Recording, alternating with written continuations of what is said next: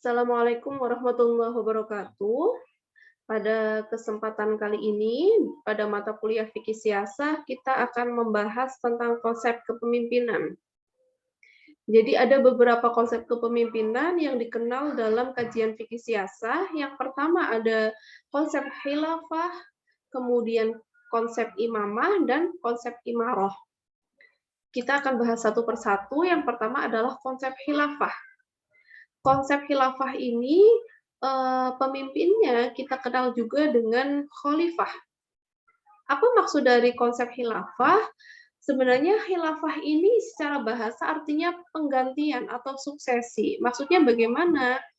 Maksudnya adalah penggantian kepemimpinan setelah Nabi Muhammad SAW wafat. Nabi dikenal sebagai pemimpin umat sekaligus pemimpin pemerintahan. Namun khilafah di sini sebenarnya adalah penggantian pemimpin dari segi pemimpin umat, bukan sebagai pemimpin pemerintahan. Walaupun pada prakteknya khalifah sebagai pemimpin keduanya. Dalam Al-Qur'an ada dalam surat Al-Baqarah ayat 30 ya. Di situ manusia sebagai wakil Allah di bumi. Gitu ya. Namun konteksnya ini bukan sebagai pemimpin kalau di situ. Jadi lebih bersifat general. Kemudian khilafah dalam konteks politik pemerintahan Islam ini para pemimpin sepeninggal Nabi menggunakan sistem pemerintahan teokrasi. Artinya para pemimpin menggunakan sistem yang menjadikan manusia itu adalah agent of God. Jadi titisan, seperti titisan Tuhan begitu ya. Dengan prinsip-prinsip syariah, mereka bukan hanya memimpin pemerintahan, tapi juga memimpin keagamaan. Ini jadi dalam prakteknya seorang khalifah ini ya pemimpin pemerintahan, ya pemimpin keagamaan. Itu tidak ada pemisahan antara kekuasaan agama dengan kekuasaan negara. Kemudian pendekatan pemahaman khilafah dalam politik kenegaraan merupakan salah satu interpretasi makna dalam surat Al-Baqarah ayat 30 terhadap tugas khalifah mengemban amanah di bumi. Itu. Jadi karena masyarakat atau ulama menginterpretasikan bahwasannya khilafah itu ada dalam surat Al-Baqarah ayat 30 sebagai wakil Allah di bumi ya, maka ini menjadikan khilafah atau khalifah itu juga kemudian memimpin keagamaan. Kemudian selanjutnya adalah imamah.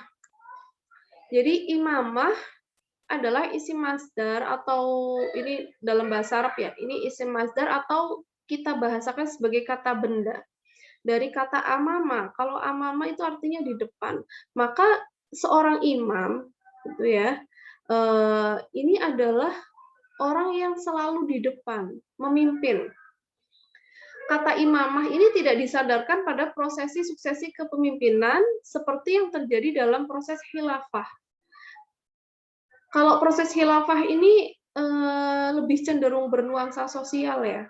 Namun kalau konsep imamah lebih cenderung dipahami bersifat doktrin teologis. Artinya lebih ke doktrin keagamaan. Hal ini ditandai dengan adanya berbagai syarat yang harus dimiliki seseorang untuk menduduki posisi imam. Gitu. Jadi kenapa kok kita mengartikan sebagai imam sholat misalkan ya, karena untuk menjadi seorang imam sholat itu banyak syaratnya, gitu.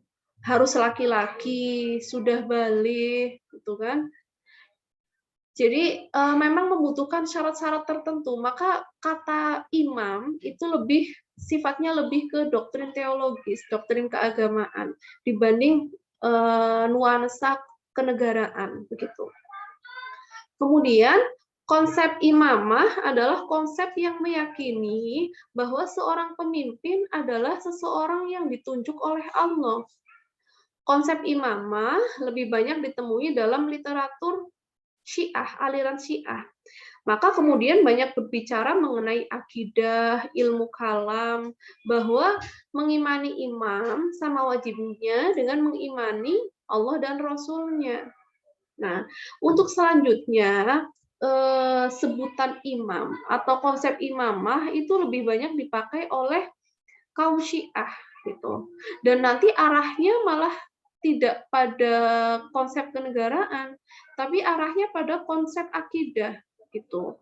Maka mereka kaum Syiah ya, kaum Syiah itu kemudian mengagung-agungkan imamnya. Jadi seperti mereka mengagung-agungkan Allah, Rasulullah, meyakini, mengimani gitu ya.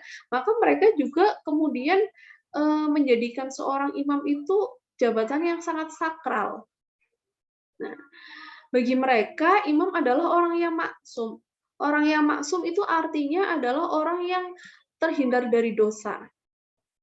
Kemudian berasal dari kalangan ahlul bait. Maka menjadi seorang imam itu tidak bisa kalau bukan dari golongan ahlul bait. Ini sesuai dengan surat Al-Ahzab ayat 33. Mereka menginterpretasikan ayat ini, surat ini, bahwasanya seorang imam itu harus dari golongan ahlul bait. Maka mereka meyakini bahwasanya Ali dari golongan ahlul bait adalah imam atau pemimpin mereka dari golongan Syiah. Selanjutnya adalah imaroh. Imaroh itu pemimpinnya kita sebut sebagai amir, amirul mukminin. Maka ini pemimpin orang-orang beriman. Imaroh berasal dari kata amr, artinya perintah. Maka pemerintah ini sering kita sebut sebagai amir. Kemudian bupati, presiden, ini kita sebut juga sebagai amir. Karena amr itu ya perintah, persoalan, atau urusan, atau dapat pula dipahami sebagai kekuasaan ya. Nah, amir ini adalah orang yang memerintah, orang yang menangani persoalan, kemudian orang yang mengurus atau seorang penguasa. Jamak dari amir itu kita sebut sebagai umaro. Ya, di sini merupakan istilah untuk menyebut orang-orang yang bertindak sebagai pemimpin yang legal formal. Legal formal dalam suatu negara atau sekumpulan manusia.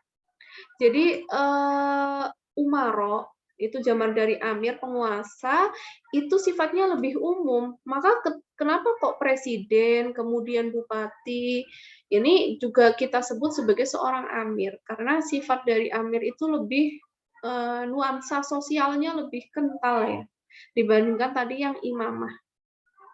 Kemudian konsep imaroh ini ya lebih bernuansa sosial dan hampir tidak berhubungan dengan aspek doktrin Islam. Maka bisa juga orang non-Muslim atau negara yang mengaku tidak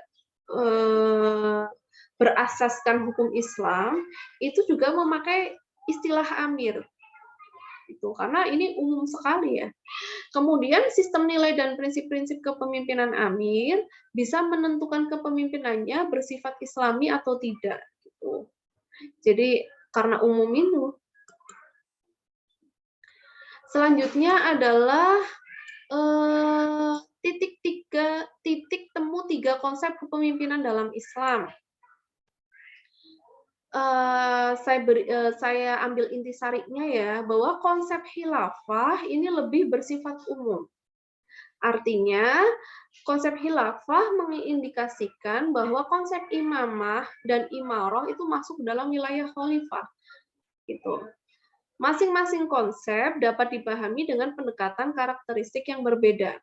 Jadi kalau khalifah itu nuansanya bisa teologis sosialis. Kalau imamah itu teologis sekali, artinya doktrin agamanya itu kuat ya, teologisnya. Kemudian imaroh ini sosialis sekali. Jadi kalau yang di tengah-tengah menyatukan antara negara dan agama itu adalah konsep khilafah. gitu. Maka kenapa kok sekarang itu atau kemarin-kemarin ya dari Hizbut Tahrir itu mengusung konsep khilafah gitu. Karena dalam konsep khilafah itu ada persatuan atau kesatuan antara negara dan agama, tidak terpisahkan. Gitu. Kemudian ketiga konsep ini memiliki karakteristik tertentu dalam pengangkatan seorang pemimpin dan lembaga kepemimpinannya. Gitu.